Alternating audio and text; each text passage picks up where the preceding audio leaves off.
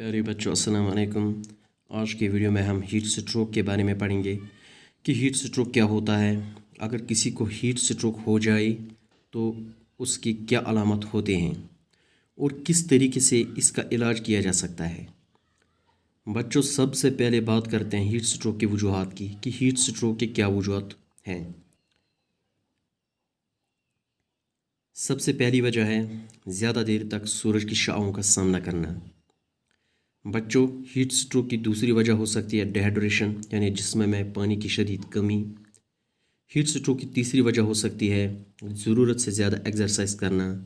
कोई भी मशक्क़त वाला काम करने से बॉडी के टेम्परेचर में इजाफ़ा होता है, लेकिन अगर कोई मशक्क़त वाला काम ज़रूरत से ज़्यादा किया जाए तो बॉडी के टेम्परेचर में इतना इजाफ़ा हो सकता है कि वो हीट स्ट्रोक का बायस बन सकता है। बच्चों, हमारी बॉडी का नॉर्मल टेम्परेचर 37 डिग्री सेल्सियस होता है, लेकिन हीट स्ट्रोक में हमारी बॉडी का टेम्परेचर 40 या उससे भी ज़्यादा तजावुज़ कर जाता है। हमारे ब्रेन में एक सेट पॉइंट होता है जो जिस्म के टेम्परेचर को कंट्रोल करता है, लेकिन अगर जिस्म का टेम्परेचर 40 से तजावुज़ कर जाए तो ब्रेन का वो सेट पॉइंट भी टेम्परेचर को कंट्रोल करने में नाकाम हो जाता है। बच्चों, ये थे हीट स्ट्रोक के वजूहात।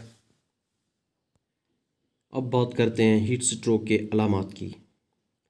सबसे पहली अलामत है जिस्म के टेम्परेचर में शदीद इजाफ़ा या बुखार, पसीना न आना, स्किन का रेड और ड्राई हो जाना, वोमिटिंग, शदीद सर दर्द, सर का चक्कर आना, किसी चीज़ का समझ न आना और कन्फ्यूजन का शिकार हो जाना।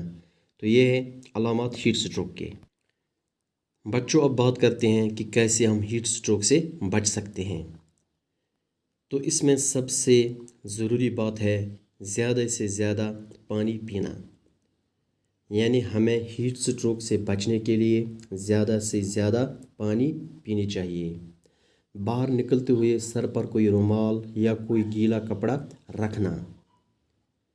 हल्के रंग के और ढीले ढाले लिबास पहनने चाहिए, यानी ज़्यादा टाइट कपड़े नहीं पहनने चाहिए।